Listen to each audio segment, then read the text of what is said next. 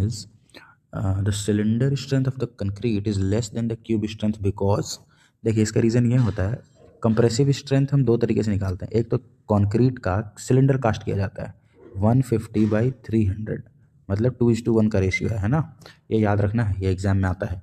और एक होता है क्यूब कास्ट करना, जो भी ऊपर वाले क्वेश्चन में भी हमने देखा था। तो ये 150/150/150 का क्यूब होता है। अब इसमें क्या होता है कि यहाँ पे जब हम इस पर लोड लगा रहे होते हैं तो यहाँ पे प्लेट्स लगाया जाता है, ठीक है।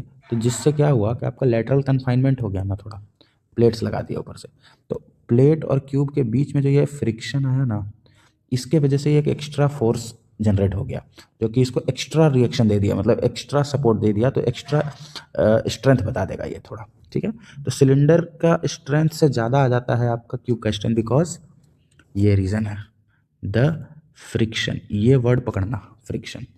देखो इसमें फ्रिक्शन नहीं है, इसमें भी नहीं है, इसमें भी नहीं है, ठीक है। The friction between the concrete specimen and the steel plate of the test machine, ठीक है।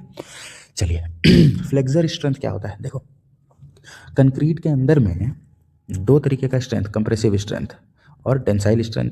टेंसाइल स्ट्रेंथ निकालने का बहुत सारा तरीका, जैसे direct tensile strength, splitting tensile strength, bending में टेंसाइल स्ट्रेंथ को बोलते हैं, अभी ऊपर देखे थे मॉडुलस ऑफ रप्चर, तो उसी वही होता है फ्लेक्सरल स्ट्रेंथ।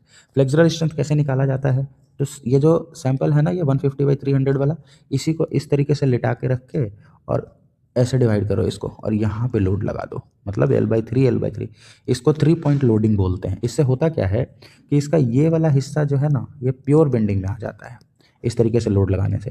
तो प्योर बेंडिंग में जब आ गया तो ऐसे किए, लेकिन तो इससे बेंडिंग स्ट्रेस निकल के आ जाता है, ठीक है, मतलब टेंसाइल का ताकत निकल के आ जाता है टेंशन में। पर क्या हुआ कि कोड ने हमें बोला कि नहीं यार इतना सब कुछ मत करो, आप सीधा ये फॉर्मूला लो और इसी से निकाल के दिया करो हमेशा, ठीक है।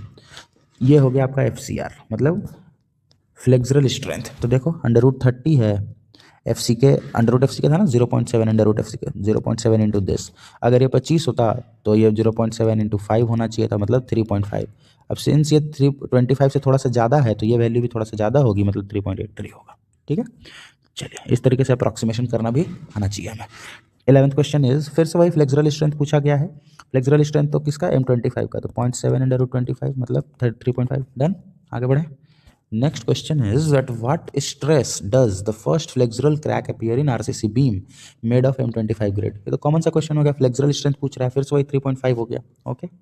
Next question is the modulus of rupture of concrete, formula पूछ रहा है यार। तो देखो ये होता है 0.7 √FC के, ठीक है, टिक लगा दूँ।